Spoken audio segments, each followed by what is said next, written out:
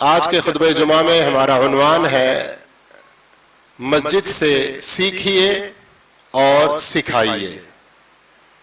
اس topic کو میں رسول اللہ صلی اللہ علیہ وسلم کی اس حدیث سے وضاحت کرنا چاہتا ہوں، من غدا الى المسجد لا يريد الا ان يتعلم خيرا او يعلمه كان له كاجر حاج تام حجته۔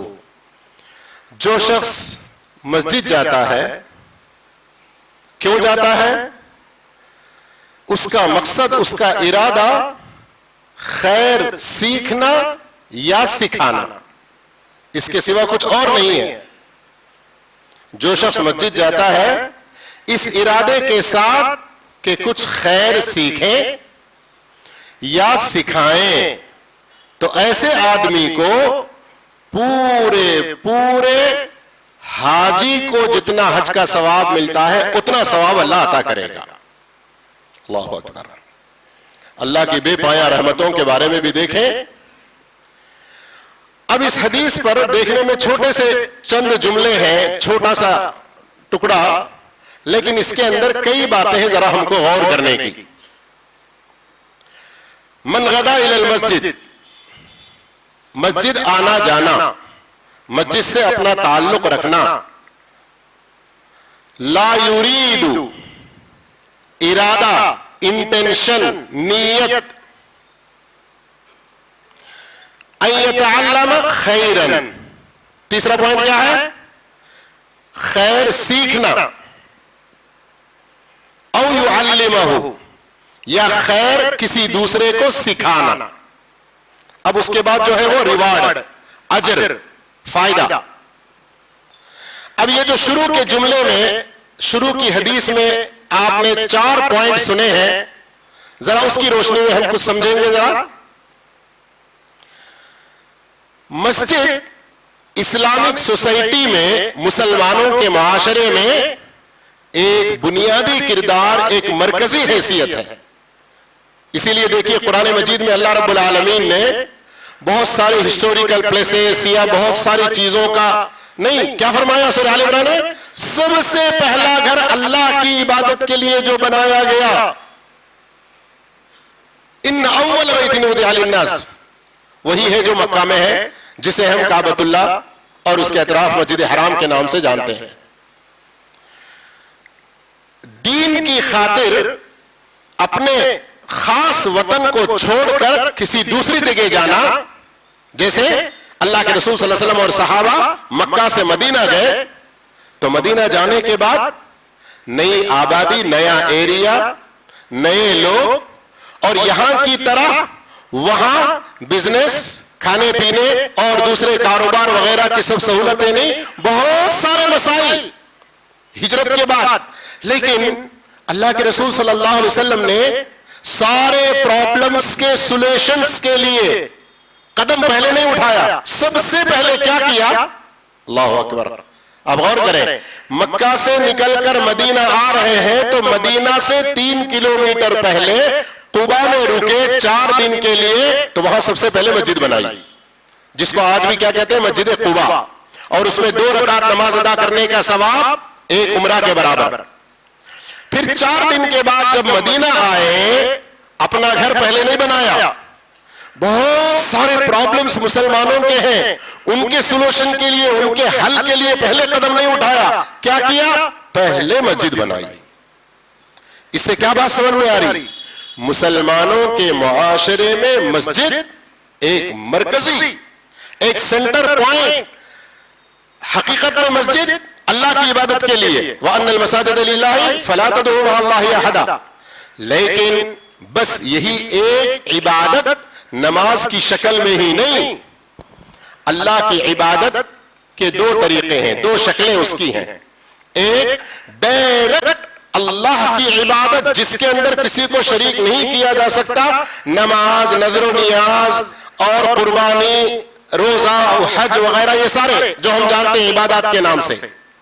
لیکن دوسری شکل عبادت کی، ہر نیکی کا کام اللہ کی رضا کے لیے کرنا، یہ عبادت کے عمومی مفہوم میں آتا ہے۔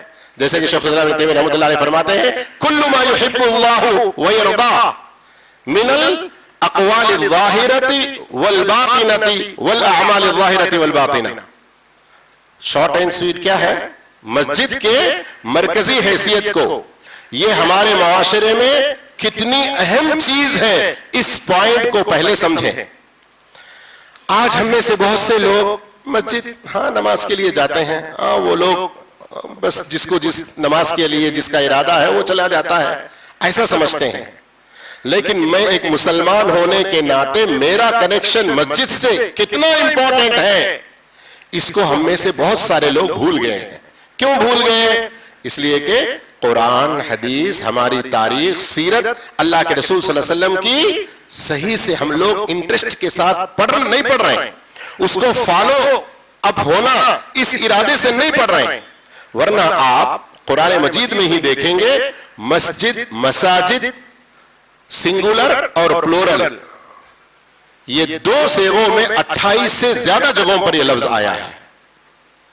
اور حدیث کی کتابیں اگر دیکھیں گے تو مسجد کے بارے میں کئی ساری حدیثیں ہیں.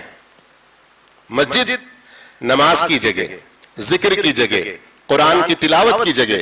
اللہ کے رسول صلی اللہ علیہ وسلم مدینہ میں آنے کے بعد مسجد وہ ایک پرائمری اسکول، وہ ایک اپر پرائمری اسکول، وہ ایک کالج، وہ ایک یونیورسٹی، وہ ایک پارلیمنٹ، وہ ایک جوڈیشیل فیصلے وغیرہ کرنے کی جگہ، اور وہاں اس جگہ سے مورچے کہاں کہاں کس کس دستے کو کدھر بھیجنا ہے، مورچے اور دستے معلوم ہے.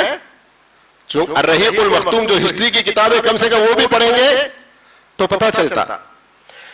مسجد سے بہت سارے کام اگر شارٹ اینڈ سویٹ 2 ورڈز میں اگر بولنا ہے، مسجد کے ذریعے انسانوں اور اللہ کے بیچ کا جو تعلق ہے، جو کنیکشن ہے، اس کو پورا کرنے کی جگہ، اور اس مسجد کے ذریعے تمام انسانوں کو اس مسجد کے سراؤنڈنگ میں جتنے سارے لوگ ہیں ان کو بھی بینیفٹس پہنچنا چاہیے. مسجد کے ذریعے مسجد کے اطراف رہنے والے، اللہ کے رسول صلی اللہ علیہ وسلم مسجد میں بیٹھے ہوئے ہیں، صحابہ بھی ہیں، مسلم شریف کی حدیث. کچھ لوگ آئے، ان کی حالت کو دیکھ کر اللہ کے رسول صلی اللہ علیہ وسلم کو بہت حیرت ہوئی، بڑا غم ہوا. منبر پر کھڑے ہو کر اللہ کے رسول صلی اللہ علیہ وسلم نے خطبہ دیا اور ان لوگوں کو ہیلپ کرنے کی، مدد کرنے کی ایسی ترغیب دی کہ کسی صحابی کے پاس 1 دینار تھا، کسی کے پاس آٹا تھا، کسی کے پاس کپڑے تھے، کسی کے پاس کچھ اور تھا، کھجور وغیرہ. صحابی کہتے ہیں کہ وہاں ایک ڈھیر بن گیا ہر چیز کا. پھر اللہ کے رسول صلی اللہ علیہ وسلم نے ان لوگوں کو دیا، ان لوگوں کی جو فاقہ کشی، ان لوگوں کی غریبی، تنگ دستی دور کرنے کے لیے. پھر اس کے بعد ایک ایسا جملہ بیان فرمایا، وہ اسی لمبی حدیث کے آخر میں ہے، عام طور پر کئی جگہوں پر پڑھتے ہیں من سن فی الاسلام سنتا حسنہ، وہ پوری آخری عبارت. اسی مسجد میں نکاح وغیرہ کے بھی کام ہوتے تھے. اسی مسجد سے اللہ کے رسول صلی اللہ علیہ وسلم کاؤنسلنگ لوگوں کے درمیان، آپ کو سورہ نساء کے اندر فلا وربک لا یؤمنون حتی یحکموک کا آیت یاد ہے نا، اس کی تفسیر پڑھ لیں. اسی مسجد سے آپس میں لوگوں کے درمیان خیر، محبت، ہمدردی، پیار وغیرہ بڑھانے کے کام ہوتے تھے. ہمارے بہت سارے ملکوں میں جو پالیٹک چلتی ہے نا، وہ ٹانگ پکڑ کے کھینچنے کی پالیٹک، اپوزیشن کی پالیٹک، اپوزیشن میں ایک رہنا. یہ اپوزیشن کا نیک مقصد یہ تھا کہ رولر سے اگر کچھ مسٹیکس ہو، کہیں کچھ بھول چوک ہو تو ان کو یاد دلانا، ریمائنڈ کرنا. لیکن نہیں، ہر کام میں ٹانگ لڑا کے اچھا کام کرنے نہیں دینا.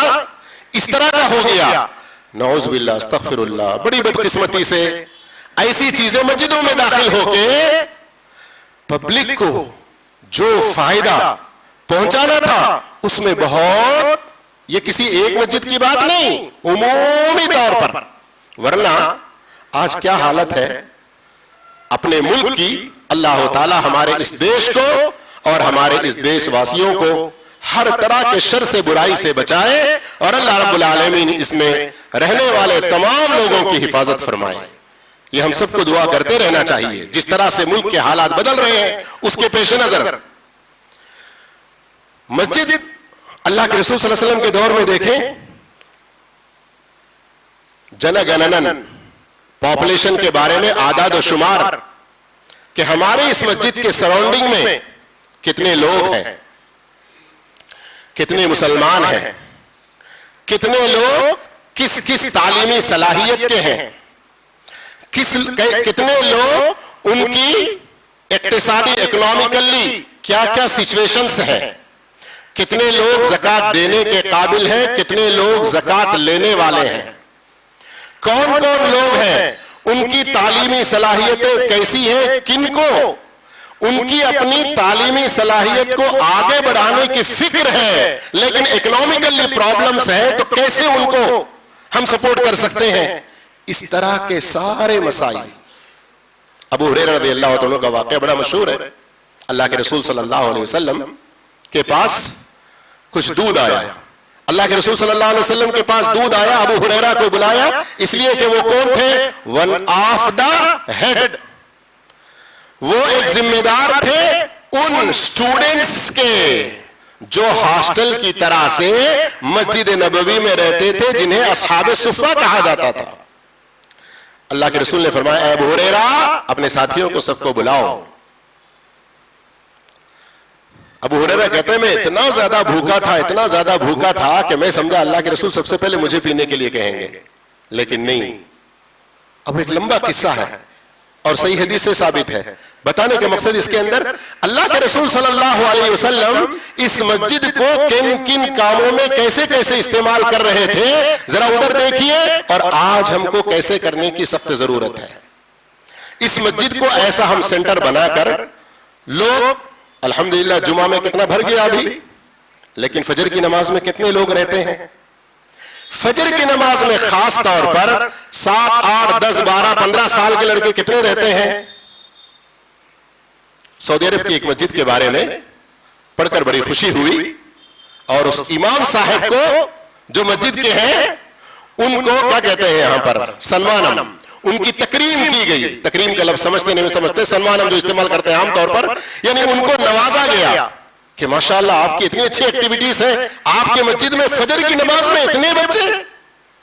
محلے کی اس مسجد کے سراؤنڈنگ میں جتنے بچے ہیں کوئی فجر کی نمازوں میں نہیں ہوتا تھا. کیا تھا ریزن؟ بچوں کے درمیان میں اسمال چھوٹے چھوٹے کمپٹیشنز رکھنا اور ان کو گفٹ دینا. جو ایک نماز اس پورے ہفتے بھر میں مس نہیں ہوا اس کو یہ گفٹ. اس طرح سے بچے ہمارے معاشرے کے اس مسجد سے تعلق ان کا بڑھ جائے گا اور مسجد سے محبت ان کی بڑھ جائے گی. 10th کے ایگزام ہو جاتے ہیں اور ٹاپرز کے بارے میں آپ لوگ جگہ جگہ چورستوں پہ ادھر ادھر روڈوں پہ دیکھتے ہیں نا، فلیکسیز وغیرہ سب لگے ہوئے بیانرز. تو ہمارے مسجد اور اس کے اطراف و اکناف مسلم جو ٹاپرز ہیں کسی ایک یا دو کو کم سے کم سارے بچوں کو جمع کریں ایک دن اور ان سے ہماری اس مسجد کی طرف سے ہم آپ کو یہ گفٹ کر رہے ہیں. سوچئے ان بچوں کے دلوں میں اس مسجد سے کتنی رغبت بڑھ جائے گی، آنے کے لیے ایک انٹرسٹ پیدا ہوگا. تو اس طرح کے بہت سارے کام ہماری سوسائٹی میں ہم کر کے اپنے معاشرے کے افراد کے دلوں میں مسجد کی محبت کو بڑھانا، مسجد میں وہ آنے جانے والے بنے. اب آپ پوچھیں گے اتنا زیادہ گہرا تعلق ہم اپنی مسجد سے رکھیں گے تو ہمیں کیا فائدہ؟ اب وہ فائدہ بتانے کے لیے 1 گھنٹے کا پورا لیکچر دینا پڑے گا مجھے، لیکن شارٹ اینڈ سویٹ بتاتا ہوں ان فیو پوائنٹس. اچھی طرح سے یاد رکھیے. اب یہ گرمی ہو رہی ہے نا آپ لوگوں کو بھی، میرے پسینے چھوٹ رہے ہیں، دیکھ ہی رہے ہیں آپ لوگ، جبکہ ابھی 30-35 ڈگری سیلسیس نہیں ہے. اور سورج لاکھوں لاکھوں میل دور ہے. میدان محشر میں صرف 1 میل کی دوری پر سورج ہوگا. ہر انسان اپنے پسینے میں کوئی ٹخنے تک, کوئی گھٹنے تک, کوئی کمر تک, کوئی اپنے گردن تک, کوئی پوری طرح سے ڈوبا ہوا ہوگا. جس کے جتنے زیادہ گناہ اتنا زیادہ میدان محشر میں گرمی میں تڑپتا رہے گا, اپنے پسینے میں ڈوب جائے گا, اتنا پسینہ نکلے گا. اللہ ہم سب کو اس سے بچا کے رکھے. لیکن اتنی پریشانی سے بچنے والے کچھ خوش نصیب لوگ ہیں جن کو ایک قطرہ پسینہ نہیں آئے گا, دنیا کی کوئی ایسی کام نہیں آئے گی, ڈائریکٹ اللہ کے عرش کے سائے میں رہیں گے. کچھ لوگ ہیں جو اللہ کے عرش کے سائے میں رہیں گے. تھوڑی دیر کے لیے سوچئے, اب یہاں اگر ایک 10 AC کا انتظام ہو جائے, فل ہمیں یہاں پر آرام اور راحت اور ٹھنڈا پن ملے, کتنے خوش ہو جائیں گے. اللہ کے عرش کے سائے کا کوئی اندازہ کر سکتے ہیں ہم؟ کتنا ہمیں ریلیف, کتنا وہاں پر آرام ہوگا. تو ان لوگوں میں سے ایک آدمی کون ہے جس کا دل مسجد سے لگا رہے, اور ایک آدمی کون ہے, وہ نوجوان جو اپنی جوانی اللہ کی عبادت میں گزارتا رہا. یہ ایک فرسٹ پوائنٹ, اللہ کے عرش کا سایہ. مسجد سے آپ کا تعلق بہت زیادہ مضبوط رہے گا. تو اس کا دوسرا فائدہ کیا ہے, اللہ کے فرشتے آپ کے ساتھی بن جائیں گے. ان للمساجد اوتادا, مسجدوں کی کچھ میخیں ہیں, کچھ لوگ میخوں کی طرح مسجد کے ہوتے ہیں. الملائکۃ جلساؤہم, فرشتے ان کے ساتھی ہوتے ہیں. اب فرشتے ان کے ساتھی ہوتے ہیں تو کیا فائدہ ملتا ہے؟ 3 فائدے اللہ کے رسول نے بتائے ہیں, غور کیجئے. نمبر 1, آپ صلی اللہ علیہ وسلم نے فرمایا اگر وہ لوگ غائب ہوئے, مسجد میں کسی ایک وقت میں بھی حاضر نہیں ہوئے, ایبسنٹ رہے, وہ فرشتے خود ان کو ڈھونڈنے نکلتے ہیں. اللہ اکبر, کتنی خوش نصیب لوگ ہیں نا. دوسرا فائدہ, اگر وہ بیمار ہوئے اس لیے مسجد کو نہیں آئے, فرشتے ان کی عیادت کرنے جاتے ہیں. کتنا بڑا فائدہ ہے نا. تیسرا فائدہ, اگر وہ کسی کام میں پھنسے ہیں, کسی مشکل میں پڑے ہیں جس کی وجہ سے مسجد میں ایبسنٹ ہو گئے, تو اعانوہم, فرشتے ان کی مدد کرتے ہیں.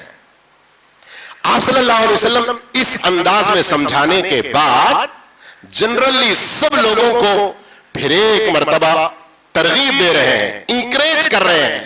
فرماتے ہیں جلیس المسجد 3 خصال, مسجد سے جس کا دل لگا رہے, جو مسجد میں آتا جاتا رہے 5 وقت نہیں, اس کے علاوہ بھی آ کر, جیسے پہلی حدیث میں سنا, خیر سیکھے یا سکھائے, تو فرمایا 3 خوبیوں میں سے کوئی ایک تو ضرور ملے گا اس کو, ایک تو ضرور ملے گا. کیا؟ پہلی خوبی اخن مصطفیٰ, ایک اچھا بھائی ملے گا جو ساتھ میں رہے گا مسجد میں, تو اسے کچھ نصیحت کرے گا یا نصیحت سنے گا, کچھ فائدہ دے گا, فائدہ لے گا. اگر دونوں دور ہو گئے ایک دوسرے کے پیچھے دعائیں دیں گے. دوسرا فائدہ مسجد سے دل لگا رہنے کا, آپ صلی اللہ علیہ وسلم نے فرمایا کہ وہ کلمت محکمہ, ایک اچھی حکمت بھری بات سنے گا, حکمت بھری بات سنائے گا. تیسرا فائدہ رحمت منتظرہ, اللہ کی رحمت جو اس کے انتظار میں ہے اس کو پالے گا. اللہ کی رحمت کیسے؟ اللہم افتح لی ابواب رحمتی کا پڑھ کے داخل ہوتے ہیں نا. اللہ کی رحمت کیسے؟ مسجد میں کوئی شخص آتا ہے, نماز کے انتظار میں بیٹھا رہتا ہے, فرشتے اس کے لیے دعا کرتے ہیں اللہم اغفر لہو, اے اللہ اس کو بخش دے, اللہم ارحمہ, اے اللہ اس پر رحم فرما. دیکھ رہے ہیں کتنا فائدہ ہے. لیکن پہلی حدیث کو مت بھولیے, ویری امپورٹنٹ دیٹ از, کیا؟ لا یریدو, ارادہ صحیح ہونا.